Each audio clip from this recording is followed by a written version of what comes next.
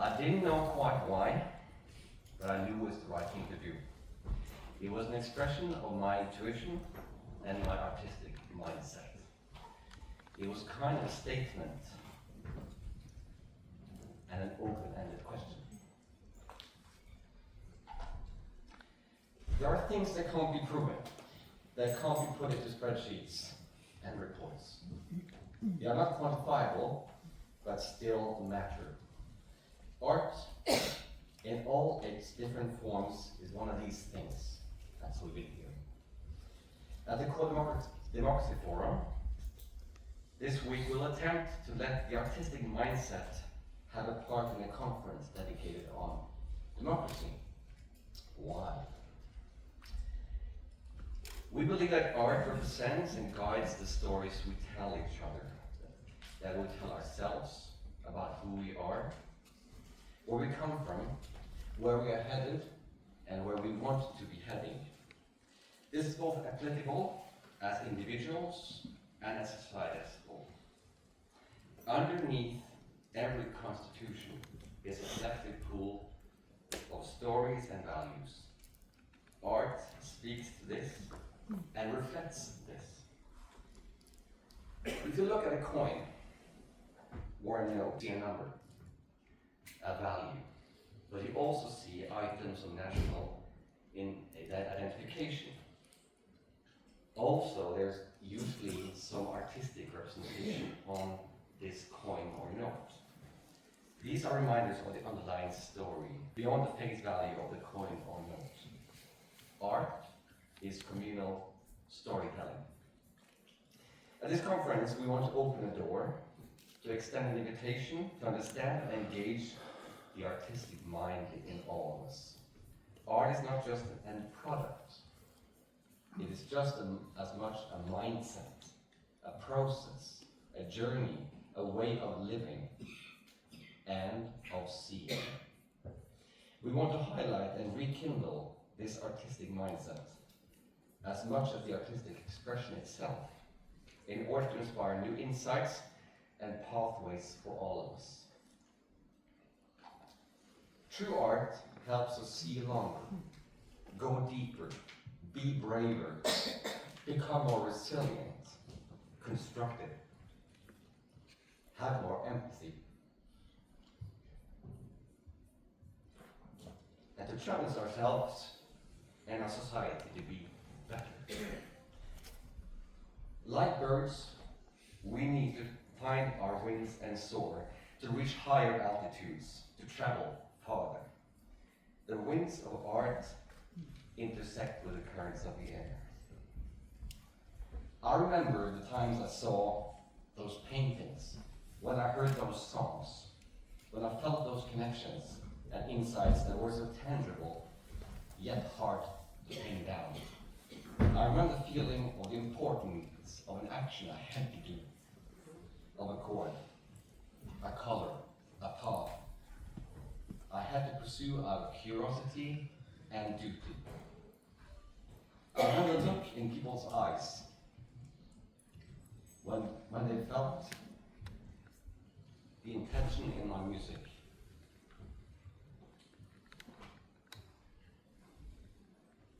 I remember being lost for words for what to say to a person in need, but instead picking up the guitar to comfort her. The artistic mindset is open to new possible futures. It wants to find and create meaning and coherence. It seeks new paths as well as old ones. It's often the work of an individual, and at the same time cannot be removed from the context within society. It does not always know. It is not afraid of chaos.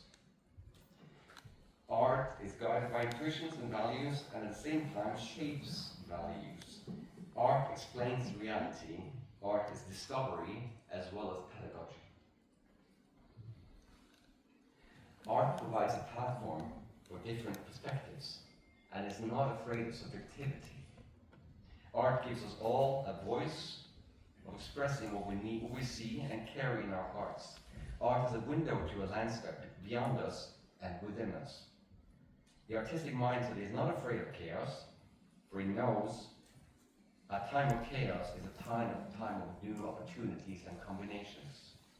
The artistic mindset is not afraid of emotions, because it knows they are signposts to new insights. Art seeks common knowledge of what it means to be human. It's a spiritual discipline.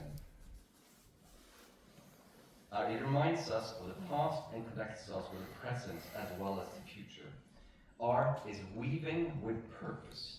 Art asks open-ended questions. Art is listening deeply. Art is communicating intentionally. It shows a link between me and we. Art widens the perimeter and strengthens the core. And it's for each and every one of us, not just for a select few.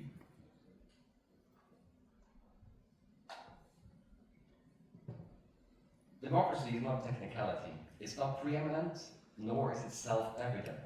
Rather, it rests upon a collective commitment and story that needs to be approached and expressed over and over again in artistic terms. Art is a river that flows to keep these truths fresh. In this age of storytelling is the key we need to embrace and understand an artistic mindset. If we do not, we will not capture hearts, and we might be captured by a storm of aggression and lethargy. Art is a necessity, not a luxury. Art is prophecy. Art is soaring, art is singing. I bought a Bertha Kiev this winter by train. I gave it to a friend, and she gave me one to bring back. This one. I often ask myself, am I a tourist when traveling in Ukraine? My friend said, if you're a tourist, you wouldn't bring a book. Let's embrace the oral art in all its forms as well as we are like birds. Art is like wings.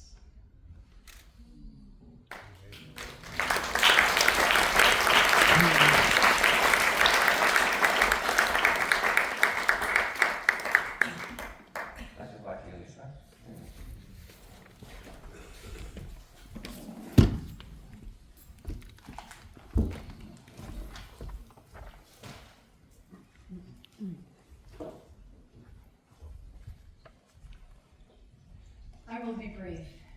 I'm a member of the parliament, but I also have other roles. And yes, I can do art, but I'm also a strong believer in such places as COL. I've been coming here since 2014, and I'm very grateful to John Bond, who sits here in the room, who actually was the first one who exposed me to COL. I know that COL can give wings. COL can be a place that can give that energy that is tired in your life. I often, in Ukraine, feel absolutely exhausted. And today, our colleague from the Council of Europe, and I'm a member of the Council of Europe as well, said that he heard in Ukraine that we cannot afford pessimism, but we also cannot afford illusions. We cannot afford double standards. We cannot afford no actions, and we cannot afford just waiting and hoping. We need actions. But we also need the cooperation, and we need places like COL, where we can actually get our wings back. I will be performing together with Sven now a song that I wrote many years ago. It's called Flying. And it also has a beautiful poem inside, written by Ukrainian poet Wings. I'm taking a mic.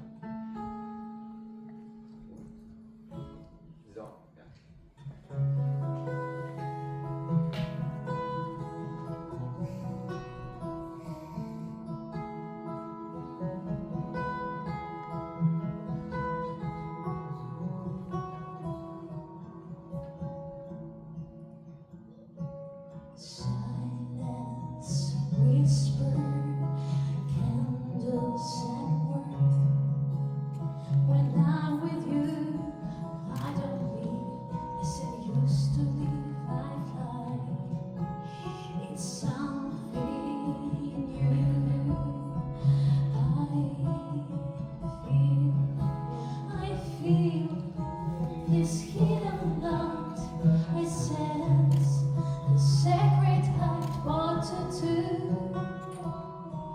'Cause I just start flying.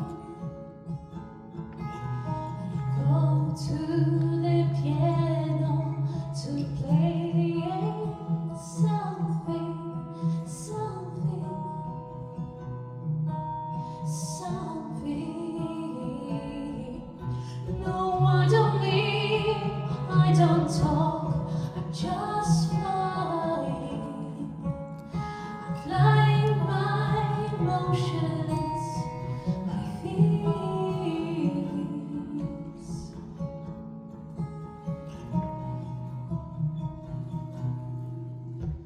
Singing music, how do I feel? We sing together, the time stood still. This song is filled by my feelings. I feel this hidden light, I sense the sacred heart what to do.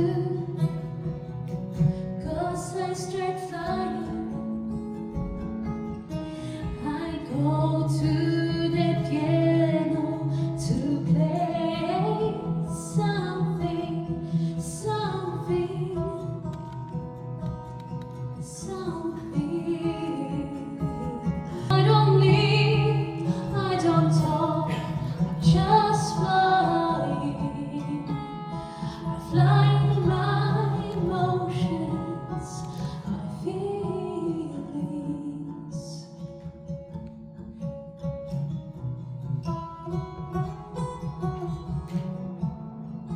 It's true. Winged ones need no ground. If there is no earth, there is sky all around. With no field, then freedom reigns. If no mists, the clouds will remain. In all of this, there is a truth of a bird. But what about a person stirred? He lives on the earth, but cannot fly. But one has wings to soar up high. Those wings are not made of down and feathers, but of truth, virtue, and trust feathered. One is made of fidelity in love, another is made of eternal passion in love. One is made of candor in the work, another from generosity over concerns. And as is made from a song or hope seen, another from poetry or dream. A person surely cannot fly, but one has wings to soar high.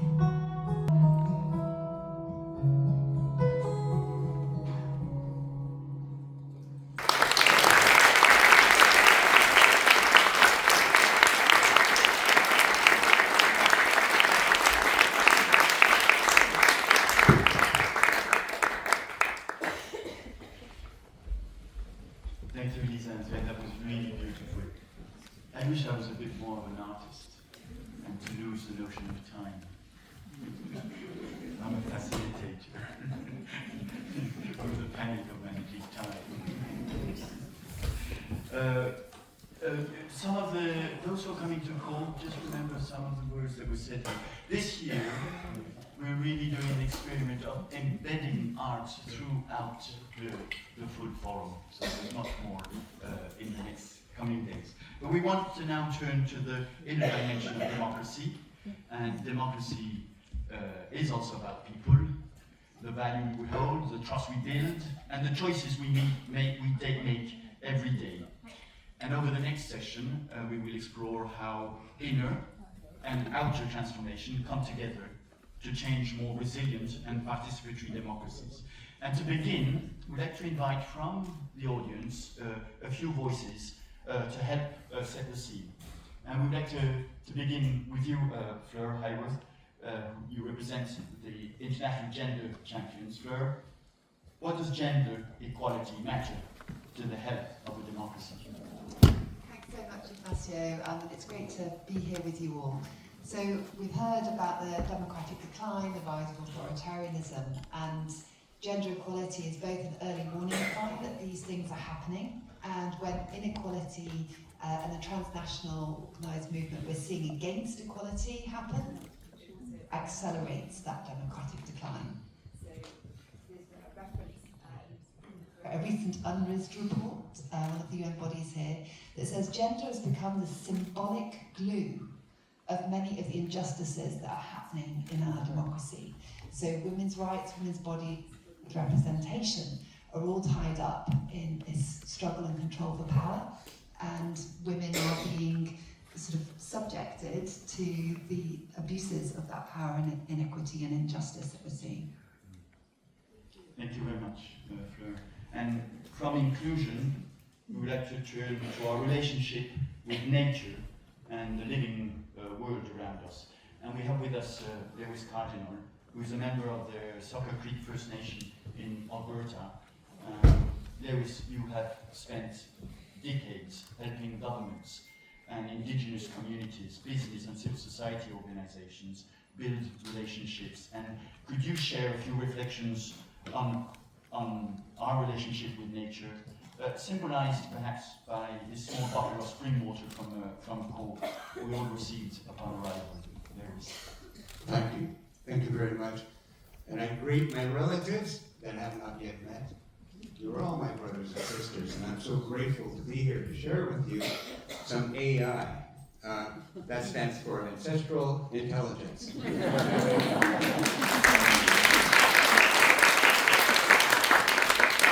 The importance of water can never be underestimated or diminished in any way. As our elders have taught me, that water is our first medicine. It is something that we swim in for 9 months in our mothers.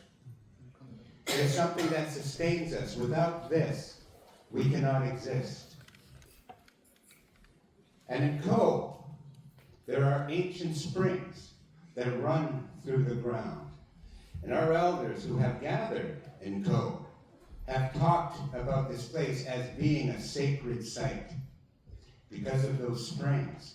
This is the blood from our mother. This is what keeps us and connects us together as human beings.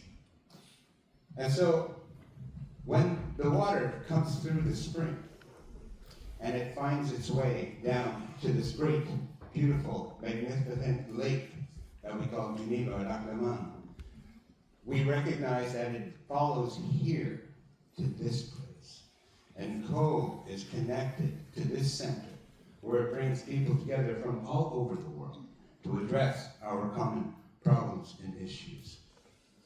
And so we also have to remember that the earth is covered with about 72% of water.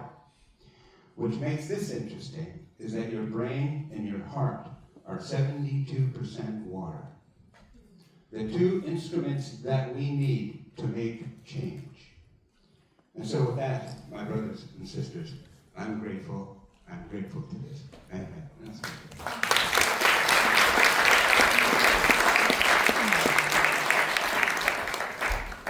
yesterday, thank you, Lewis, and yesterday, on the longest day of the year, some of us took part in the solstice gathering in Cove, a moment of unity and of plural voices.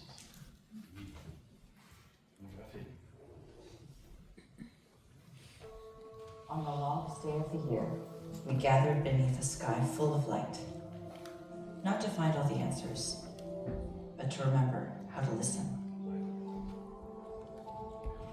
To listen to the stories carried across generations, to listen to the earth beneath our feet, to listen to one another. In a world that often asks us to speak louder, the solstice invites us to listen deeper. And in that listening, we discover dignity. the dignity of every voice, every culture, every faith, every human story. Around circles of conversation, through moments of silence, through music, ceremony, and shared presence, strangers became neighbors, and neighbors became community. As the sun slowly descended, we were reminded that light is not something we possess, it is something we carry. And when darkness comes, our responsibility begins. To choose understanding over division, to choose care over indifference, and to choose hope again and again. For hope is not wishful thinking. Hope is the courage to remain present, to keep listening, to honor dignity, and to believe that another future is possible. As the light faded over Co, we left with a simple reminder. What binds us together will always be stronger than what pulls us apart. We gotta keep doing the work, building trust across the world's divides.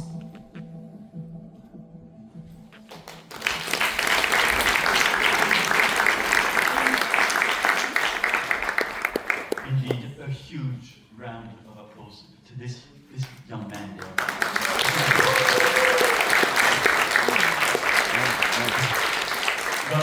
Valesha, who in less than 24 hours can present us a film like this. Over to you now, Sidhu. Thank you. I don't know about you, but this makes me feel like I want to stop for a second, take it all in, and close my eyes and take a deep breath. We've listened to a lot of beautiful keynote speakers before us, and we will listen to many more.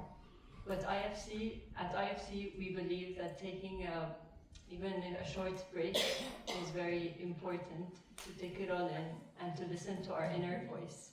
That inner voice that reminds us that to stay true to our values and to stay connected to our passions, and reminds us why we joined the institutions that we work for and why we built them in the first place. So it's just a gentle reminder, whenever you want to take it all in. My favorite section is coming up next, and I'm very partial about it because it's the voice of youth in the front row. So yeah, I'd like to invite our youth to answer a question, share their reflections from what they've heard in the beginning, and then also share what they've thought of when hearing the theme, revitalizing democracy. So yeah, Shadi, I think you will have the microphone. If you can say your name, I've already said it. Say your name, your country, quick, in 1 minute, your keynote, your comment. Okay, my name is Shadi Malek. I'm from Egypt. Can you guys hear me better now? Okay. So I'm just gonna be very quick about the answer to this question. So listening to the speakers today actually reminded me actually that in my context as a mediator, facilitator, and someone who works with refugees in Egypt, that revitalizing democracy is not about government systems. It's a deeply personal internal practice. I mean, in my conflict resolution work, refugee work, building frameworks for refugee-led initiatives, for refugees living in Egypt and more, I have learned that we cannot simply wait for the world to change. We have to start by transforming ourselves first. So for me, transformation required an open mind, an open heart, an open will. And before I can help a group to navigate a conflict or guide them through creative stewardship, I think that I must first democratize my own internal space. So I have to suspend my own judgments, listen to vulnerable voices with an open heart, and let go of my own space. So that's all, and thank you so much. Thank you. Can you stand up and then look at the Thank you, Shadi, and Bushra. Thank you.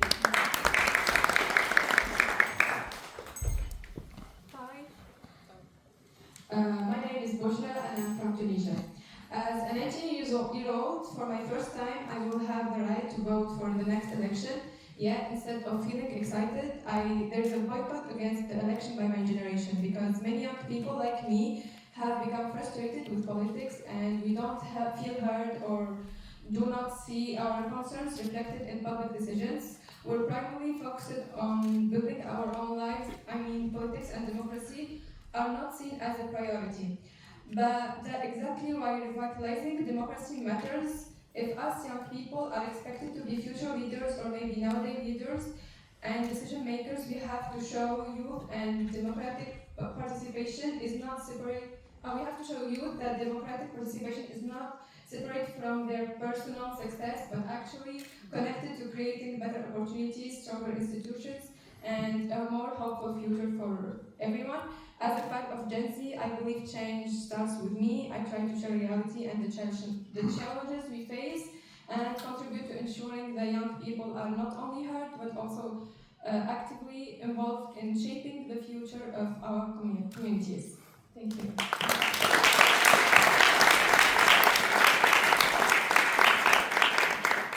Thank you. I'm Melissa and I'm from London, UK. And to me, revitalising democracy needs to ensure that we include people from underrepresented groups in decision-making at every level. This is especially important when it comes to new technologies, as has been mentioned, like AI, as the companies creating these tools do not currently represent the people that they are creating them for. If we want to revitalise democracy, we need to break the oligarchy that's forming right now. For example, forcing the big labs to open source more of their models, imposing regulation on data centres, and ensuring that all young people from all backgrounds have access to AI skills. Young people have a unique perspective on this as it affects them the most. Please give them a seat at the table. Thank you so much.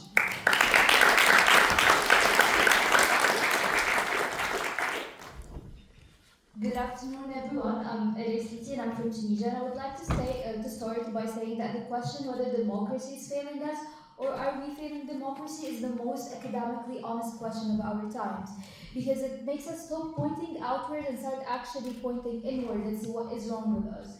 Because as a young person from the global south, and especially from a region that has suffered from colonialism before and neo-colonialism now, we have been being parachuted the democracy. It was a blueprint job that has been sent to us and being made universal. But we did not get the opportunity to be on the decision-making seat and talk to talk about our own decision. And that would lead me to say that here we should not think about leadership as just a responsibility of power. No, leadership is just a responsibility to serve, and it should be a serving leadership, not just a rule-based one.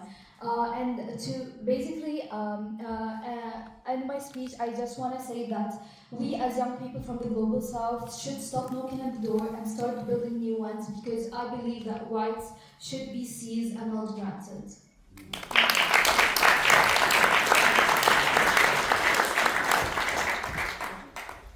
Hello everyone, my name is Asha Sori and I'm from the United States. I believe that revitalizing democracy begins with having a strong foundation, and that foundation is education. From my experience living inside and outside of the United States, I found that education is regressing. There is now a historical drop in our reading and in our math scores within the younger generations. Not only does this decline in education occur with the youth, but also with the adults whom we are supposed to follow in the footsteps of. I have witnessed censorship on platforms which we try to learn from one another, including news outlets and social media. This has accused a mass spread of both mis- and disinformation, which has impacted those who have been subject to a failed system, and leaving them to guess what news to accept or what to deny. There is this fear of the people gaining knowledge and learning new perspectives, because it would disrupt a system that thrives off of miseducation and polarization. Perhaps we shouldn't fear education, but instead encourage a society of informed and critical thinkers to produce better outcomes. As leaders, I think that we should lead by example, and we can create a new and just democracy by providing opportunities through education and engagement. Thank you so much for listening.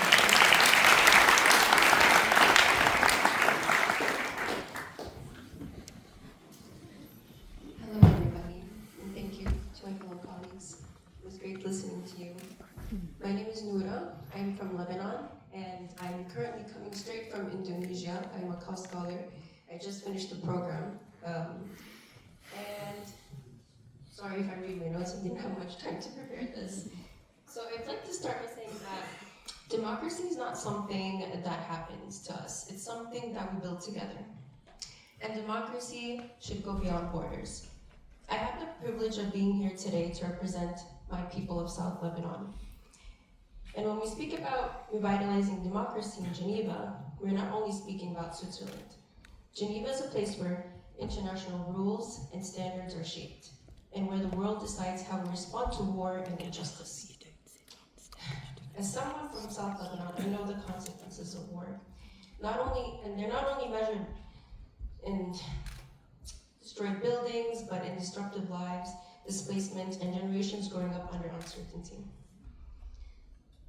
I'm going to put some responsibility on some people sitting in this room today and say, democratic institutions are responsible and should be held accountable, and they can amplify the voices of communities living through conflict and help ensure that justice, human dignity, and peace are not treated as distant ideals, but as shared responsibilities. So revitalizing democracy is not only about strengthening participation here at the COP forum, it's about strengthening the global conditions that determine whether places like South Lebanon are met with silence or delay, but they're met with meaningful international responsibility. Thank you.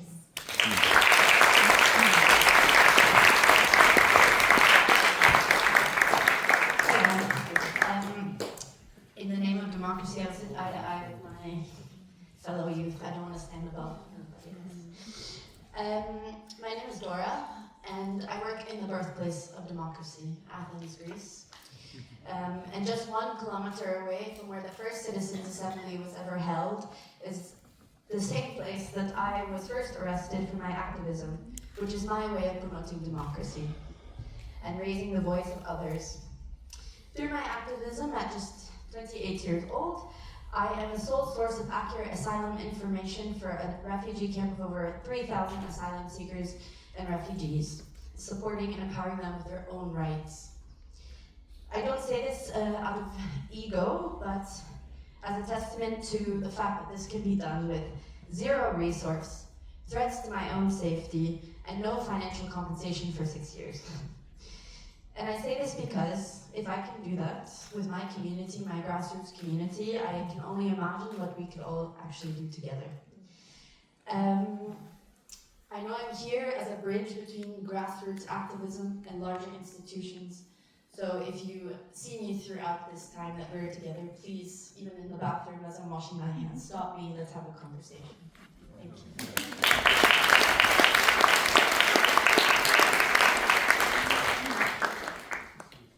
Hello, my name is Nino Khalwashi and I come from Georgia, country which is currently facing democratic backsliding. So for me, revitalizing democracy is not just a theme, it's a lived experience. 2 days ago, Ignacio said something meaningful that stayed with me. We should ring the bell to make it activated. And I agree with you, we should activate our bells, but it's really important that everyone is included in these processes. Young people around the world face lots of challenges in education, in social inclusion, and in being heard. So we need everyone to be included in the discussions, and I hope that in the future we will be in the leadership, but I want to highlight that we are not leaders of future, we are leaders today. And last thing I want to mention, we peace, and young people are leaders today. We are human leaders, so we should not be afraid to ring our bell.